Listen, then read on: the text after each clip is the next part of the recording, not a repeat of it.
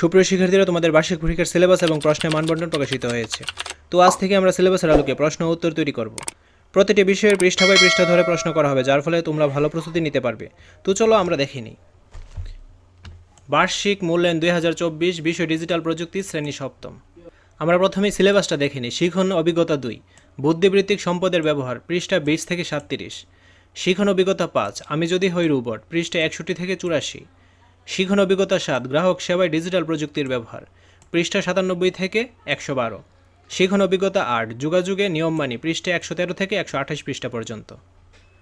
তো আমরা সবগুলো পৃষ্ঠার উপরেই ক্লাস তৈরি করব এবং সাজেশন আকারে ভিডিওগুলো আপলোড করব, যেন তোমরা পরীক্ষায় সর্বোচ্চ মার্কস পেতে পারো। সবার কমপ্লিট প্রস্তুতি নিশ্চিত করতে 10 মিনিট স্কুল নতুন করে সাজিয়েছে অনলাইন ব্যাচ 2024। তোমাদের 6টি বিষয়ের সম্পূর্ণ প্রস্তুতি নিশ্চিত করবে বুয়েট, ঢাবি ও মেডিকেল থেকে পড়া টিচাররা। এই ক্লাস শেষ করে সেই ক্লাসের লেকচার শিট ও রেকর্ডেড ভিডিও দেখে প্র্যাকটিস করে ওই টপিকের সকল সমস্যা দূর হয়ে। তো শিখনকালীন মূল্যায়ন 30%, সামষ্টিক মূল্যায়ন 70%। শিখনকালীন মূল্যায়নটা হবে শ্রেণী কার্যক্রম ভিত্তিক, যেমন অ্যাসাইনমেন্ট বা ব্যবহারিক কাজ থাকবে, যার জন্য বরাদ্দ থাকবে 10 নম্বর। অনুসন্ধানমূলক কাজ, প্রকল্প, প্রতিবেদন উপস্থাপন, এর জন্য থাকবে 10 নম্বর। শ্রেণীর কাজ, এর জন্য থাকবে 10 নম্বর।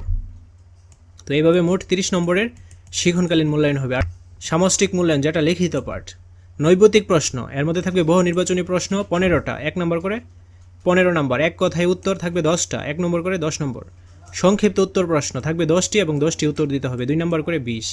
রচনামূলক প্রশ্ন দৃশ্যপটবিহীন 5টি থাকবে, এর মধ্যে 3টি উত্তর দিতে হবে, 3 5 15। রচনামূলক প্রশ্ন দৃশ্যপট নির্ভর 60টা প্রশ্ন থাকবে, 5টা উত্তর দিতে হবে, 8 করে 40। বহু নির্বাচনী প্রশ্ন কিভাবে আসবে, 4টা অপশন থাকবে, এর মধ্যে একটার উত্তর দিতে হবে, এইভাবে আসবে 15টা। তারপর এক কথায় উত্তর আসবে, ঠিক আছে, যেমন অন্যের জিনিস ব্যবহার করতে হলে আমাদের কি করা প্রয়োজন। তারপর আসবে সংক্ষিপ্ত উত্তর প্রশ্ন, যেমন কপিরাইট ও প্যাটেন্টের মধ্যে পার্থক্য কী, বুদ্ধিবৃত্তিক সম্পদ কাকে বলে, একটি উদাহরণ দাও, এই টাইপের সংক্ষিপ্ত প্রশ্নগুলো আসবে।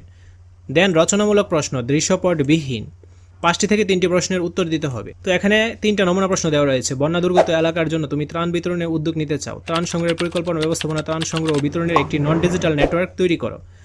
এইটা হচ্ছে রচনামূলক প্রশ্ন দৃশ্যপটবিহীন।